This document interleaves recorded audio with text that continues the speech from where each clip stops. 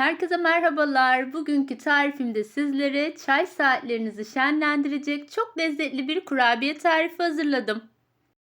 Uzun süre tazeliğini koruyan kıyır kıyır çok da lezzetli bir kurabiye tarifi oluyor. Hemen detaylarına geçiyorum. İyi seyirler dilerim.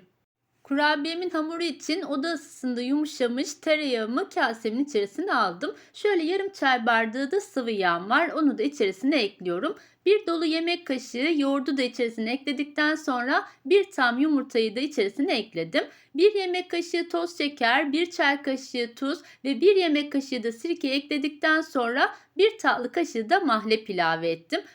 Bu kurabiyeye mahlep çok yakışıyor. Mutlaka kullanmanızı tavsiye ederim. Yarım paket kabartma tozunu da kaseme ekledikten sonra tüm malzemeleri güzelce bir karıştırarak ardından yavaş yavaş ve kontrollü olarak unumu ekleyerek kurabiye hamurumu yoğurmaya başladım. Kurabiye yaptığınızda mutlaka unu birden ilave etmeyin. Yavaş yavaş ekleyin ki kıvamı sertleşmesin. Ben de bu aşamada 3 bardak unu ekleyerek bu şekilde önce spatula ile hamurum ağırlaşıp yoğunlaştıktan sonra da elimle yoğurarak kurabiye hamurumu hazırlamaya başladım.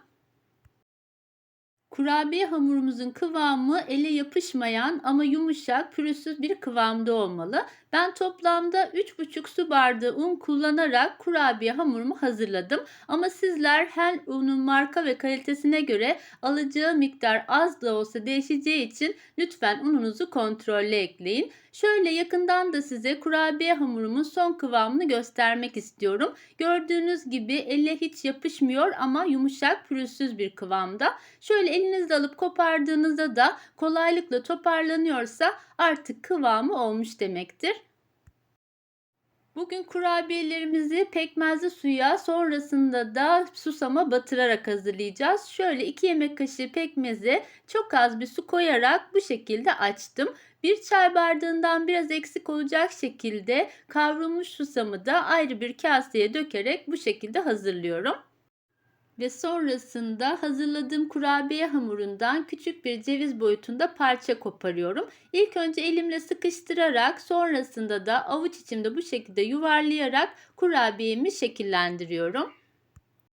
Kurabiyeleri pekmezli suya batırmadan önce bu şekilde tamamını yuvarlayarak bir servis tabağı içerisinde hazırlarsanız işiniz daha kolay olacaktır.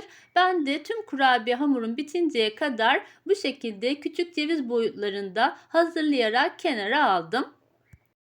Bu arada ben kurabiyeleri yuvarlak olarak hazırladım ama sizler dilediğiniz şekilde hazırlayarak bu kurabiye yapabilirsiniz. Şimdi fırın tepsimin altına bir yağlı kağıt yerleştirdim ve ardından şekil verdiğim kurabiyelerimi pekmezli suyun içerisine aldım. Pekmezli suya güzelce bulaştırdıktan sonra da ardından kavrulmuş susamın içerisine alıyorum.